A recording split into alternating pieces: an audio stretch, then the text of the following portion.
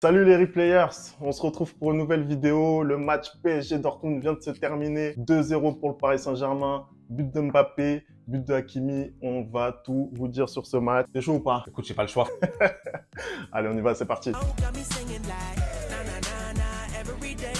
Commencer ce débrief de PSG Dortmund 2-0. Je vais pas vous mentir, je suis archi satisfait. Hein. C'est incroyable. Je le dis directement. Je comprends pas comment tu peux être satisfait d'un match comme ça. Regardez-moi la haine déjà qui commence à transpirer. J'ai aucune Mais bon, haine. on va parler du match de J'ai façon aucune haine. J'ai objective. aucune haine. Franchement, là, j'ai envie de partir. Tu sais quoi? Non, j'ai envie de partir. J'étais prêt à partir là. Tu commences à dire des bêtises. Ça fait 2 minutes. Ça fait 2 minutes que tu commences à faire des. Dis-nous ce que tu penses. Dis-nous ce que tu penses. Je veux pas vous mentir.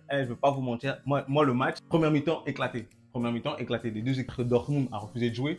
Et le Paris Saint-Germain, aucune suite dans les idées. On arrive dans le match, comme d'habitude, aucune verticalité. C'est-à-dire que quand le Paris Saint-Germain se retrouve face à un bloc bas, aucune verticalité dans les côtés. Dembélé, match. Je pense que les 80... Combien vous l'avez?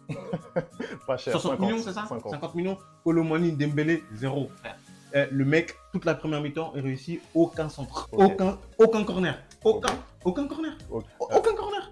Alors, le troisième, n'en parlons même pas. Le troisième, n'en parlons pas. C'est-à-dire que si tu ne lui donnes pas le ballon en profondeur pour courir, il ne sait rien faire. Moi, ce que j'ai pensé de la première mi-temps, c'est vrai que c'était pas très agréable à regarder. C'était pas un match rythme clair. Après, voilà, moi j'ai trouvé le PSG, il n'a pas été mis en danger. C'est normal, fois, ça a ronronné. Ils ont pas joué. Ça a ronronné. Mais ils vont les mettre en danger comment? On est d'accord là. Mais on n'a pas vu Dortmund. Aujourd'hui, on cherche une équipe du PSG qui ne doit pas être mise en danger chez elle au Parc des Princes. Oui, mais tu dis, on n'a pas vu Dortmund, mais on aurait pu dire que Dortmund avait essayé de faire quelque chose. Ils ont essayé de rien. C'est-à-dire que Dortmund, tout le match, ils ont rien fait. Ils ont fait que défendre. On a même vu en milieu de première période que les joueurs de Dortmund, ils ont essayé de sortir par Adeyemi, par Malen. Non, ils ont essayé de sortir le ballon. Et c'est pas tant le pressing, le pressing parisien qui les a gênés que le fait qu'ils soient. Mais techniquement, c'était d'une bassesse de la part de Dortmund. J'ai été choqué. C'est-à-dire qu'à partir du moment où l'avant-dernière passe et la dernière passe, ils ne savaient même pas la faire. C'est-à-dire qu'à aucun moment, ils arrivent à ressortir le ballon. Mais c'est à l'image du début de leur saison. C'est-à-dire que certes, ils n'avaient pas encore parlé le football qu'ils proposent depuis le début de la saison. C'est-à-dire qu'il n'y a rien, il n'y a pas de suite derrière, il n'y a pas d'idée derrière, il n'y a rien. J'en perds mon français. En tout cas, c'est vrai que Dortmund n'a pas proposé un grand football, on est d'accord. Ils ont essayé, notamment au milieu de première période, de mettre en danger le PSG. Ils n'ont pas réussi. Pour moi, ils n'ont rien eu d'ailleurs du match, vraiment, et pas que sur cette première période.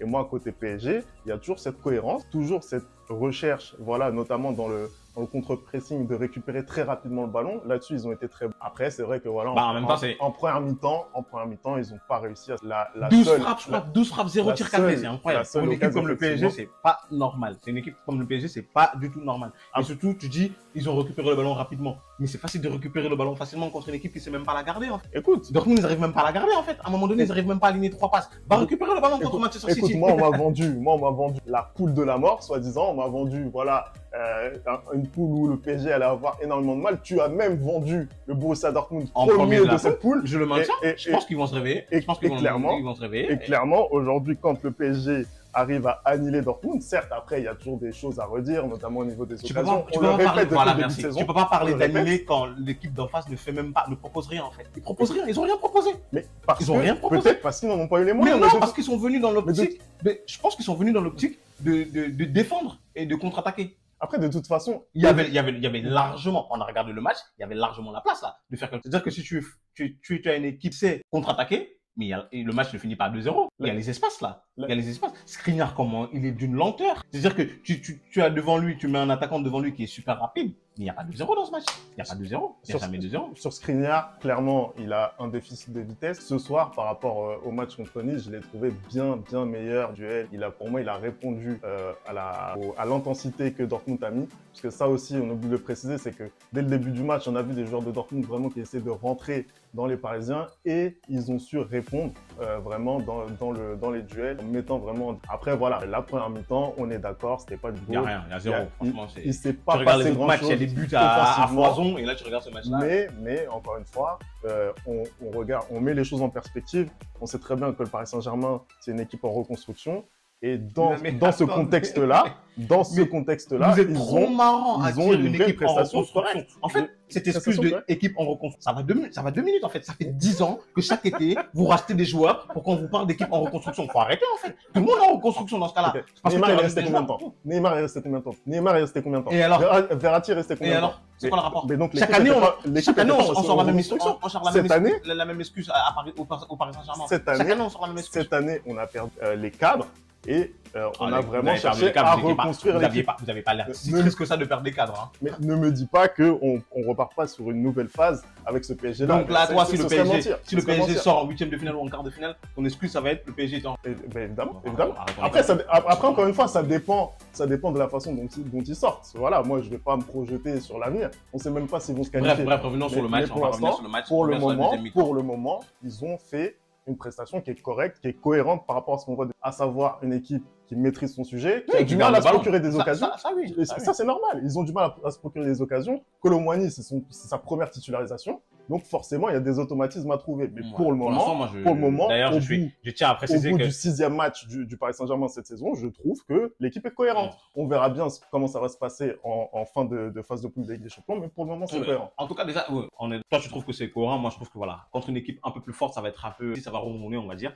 Si on revient sur la deuxième mi-temps, je trouve que oui, là, il y a eu d'envie, il y a eu beaucoup de profondeur qui ont été prises par les joueurs. Donc, qui emmène beaucoup plus d'occasions. Je trouve, comment il s'appelle, Kylian Mbappé exacerbant, c'est-à-dire qu'à chaque fois qu'un de ses coéquipiers a le ballon, il veut absolument qu'on lui mette le ballon, qu'on lui donne la passe, qu'on lui fasse un truc. Mais quand il est là, il ne fait rien avec. C'est-à-dire qu'il faut qu'il arrête de se prendre pour Neymar. Gars, tu ne sais pas dribbler. Tu ne sais, c'est pas tes aptitudes. À un moment donné, je ne sais pas, je te le dis droit dans les yeux. Joue sur tes qualités. Si jamais il te regarde. Non, mais je m'en fous. Je m'en fous qu'il me regarde pas. Joue sur tes qualités, mec. C'est-à-dire la profondeur et essaye de bien finir. Le simulacre de match qu'on a vu de lui aujourd'hui, mais c'est honteux. Le nombre d'occasions qu'il gâche, le nombre de ballons qu'il gâche parce qu'il veut pas jouer simplement. À un moment donné, ce gars-là, je le redis encore, niveau QI football, c'est zéro. C'est zéro. C'est-à-dire que s'il n'a pas cette occasion de mettre le penalty là, où il finit avec un but, et du coup, la plupart des supporters parisiens qui ont 12-13 ans vont trouver qu'il a encore fait un bon match parce que quand tu regardes les stats, tu vois son but.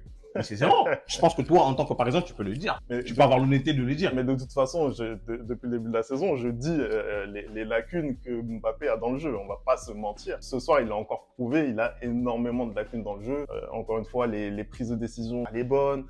Au niveau même des occasions, la face se met face au but, je trouve pas digne d'un attaquant de son niveau. C'est ça. En tout cas, de ce qu'il revendique. Le lob qui tente, le lob qui tente en fin de match.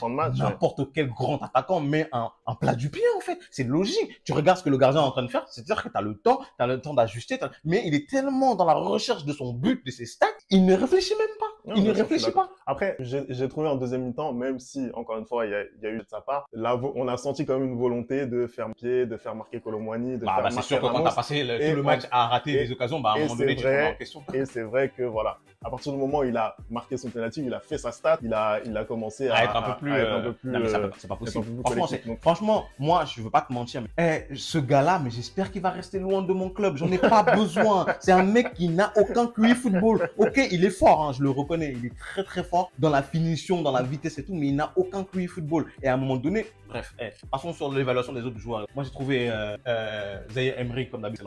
Franchement, au milieu de terrain, c'est-à-dire qu'une fois de plus, là, on le voit, on l'a dit le week-end dernier, quand il y a Ugarte, il est un peu plus devant en créativité, donc il a été très très bon. Dembélé, c'est dans la suite de ce qu'on voit depuis le début de la saison, c'est-à-dire vraiment, mais je le redis tout à l'heure, je comprends pas, je sais pas ce qu'il essaie de faire, je comprends pas comment on peut être aussi bon dans le dribble et aussi éclaté devant le but, mais c'est-à-dire que faire une frappe, faire un truc, mais c'est le dernier moment où il doit faire le bon truc, il est nul. Kolo Muani, vas-y. Je pense que vidéo du Ballon d'Or, on sait déjà ce que je pense de lui. Voilà.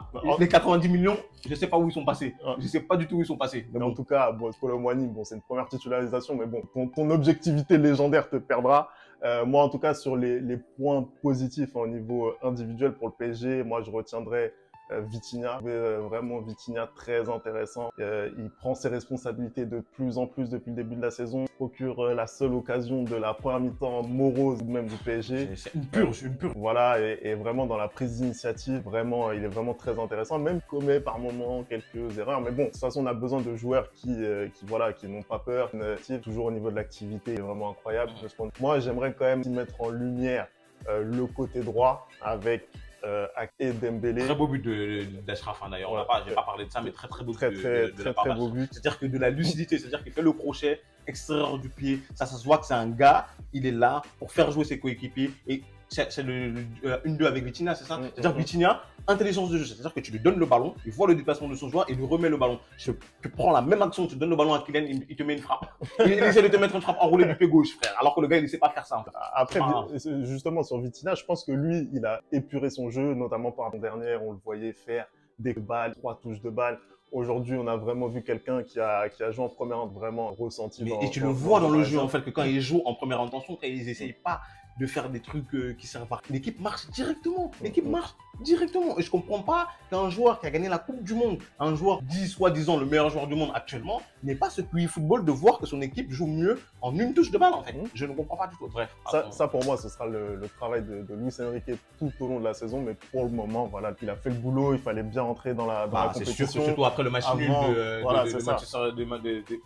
le match nul de Milan et de Newcastle. Milan et Newcastle, là, c'est très bonne opération de la part de Paris qui prend la directement. Donc là, effectivement, pour la qualification, bonne chose. Oui, parce que là, ils peuvent encore se permettre d'avoir des petites erreurs du coup après. C'est-à-dire que là, les deux équipes, Milan et Newcastle, vraiment, ça les arrange pas du tout parce qu'ils vont devoir se battre. Ils vont devoir avoir des points. Et leur prochaine journée, que ce soit l'un ou l'autre, pareil, déjà, ils perdent encore. Là, la qualification va être compliquée. Mais bon, de toute façon, on avait vu Paris dans nos pronostics sortir de cette poule. On va voir si ça affirme. Mais bon, pour le moment, voilà, Paris premier et dans le milieu de ce groupe. Voilà, fin du débrief. Merci d'avoir regardé la vidéo. Bien entendu, on commente par de l'analyse. Dites-nous ce que vous pensez un peu de la mainmise de Kylian Mbappé sur le jeu parisien. Hein. Vraiment, il est en croisade contre Kylian. Je ne comprends pas. Je ne comprends pas. On est à la 5e journée de Ligue 1. Commentez là. À la première journée de Ligue des Champions, le gars est en croisade. Mais quand il fera des bons matchs, je dirais qu'il fait des bons matchs. Pour l'instant, c'est pas le cas. On va conclure. Hâte le replay foot. On va se retrouver très rapidement, dès demain, pour une vidéo. Un vrai match de football. On verra. C'est pas encore gagné parce que. C'est vrai que leur niveau de jeu pour l'instant, Manchester United, c'est pas trop ça, hein, mais bon. Donc voilà, on se retrouve demain. Bayern, Manchester United. On se dit à plus tard. Ciao.